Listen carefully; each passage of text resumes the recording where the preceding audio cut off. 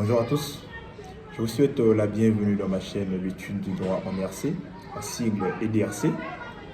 Je m'appelle Constant Bobeka, étudiant à la faculté de droit de l'université Mariam-Wade. Aujourd'hui, le thème qui suscitera notre débat, qui fera l'objet de cette vidéo, c'est le pré-mariage. Le pré-mariage. Donc, nous allons l'expliquer selon la loi congolaise.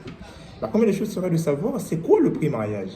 Le pré-mariage est défini à l'article 122 du Code de la famille comme une convention solennelle par laquelle un homme et une femme, avec l'accord de leur famille et au besoin en présence du président du comité du village ou du chef de bloc ou de leurs représentants, se promettent mutuellement le mariage.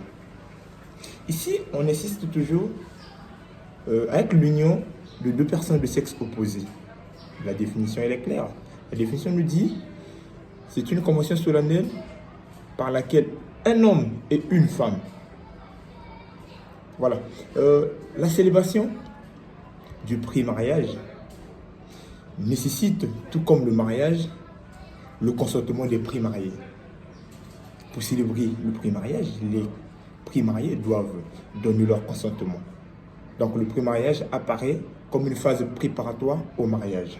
La coutume congolaise exige une célébration du pré-mariage avant d'aller au mariage.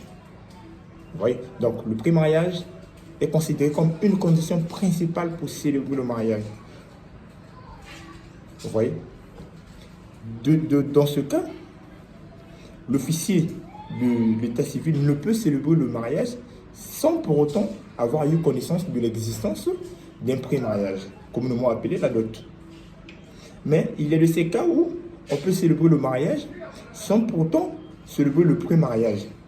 Mais c'est tout en présentant une déclaration écrite mentionnant que le pré-mariage sera célébré ultérieurement. Voilà, la célébration du pré-mariage nécessite, tout comme le mariage, le respect des conditions de fond.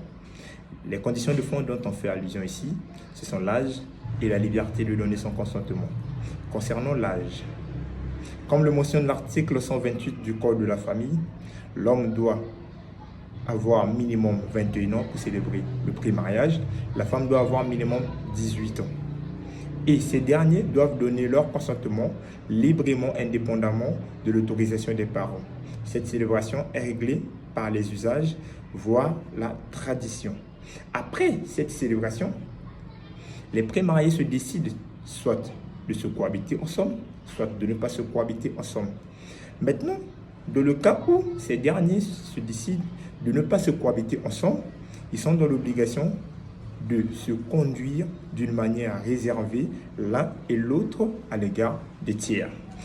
Tout manquement à cette obligation constitue un motif légitime de la rupture apprécié par le juge. Voilà.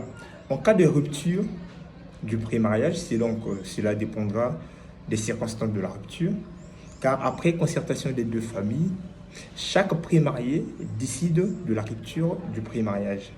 Une rupture sans motif légitime donne droit à la restitution des cadeaux et à des dépenses occasionnées pour le pré-mariage. Les cadeaux les plus importants, donc les cadeaux qui ont été inspirés pour un mariage futur, sont donc soumis à l'article 126 du Code de la famille qui déclare caduque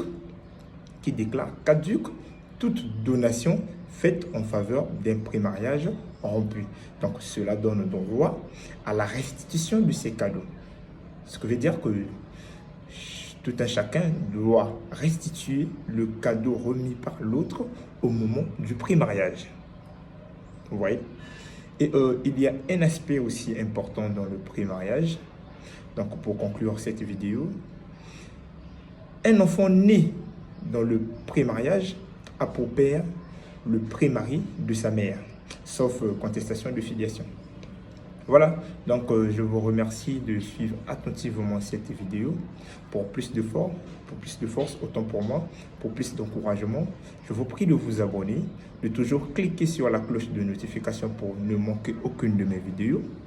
Marquez un petit j'aime et donnez-moi vos avis dans les commentaires. Donc on se dit à très bientôt. Merci.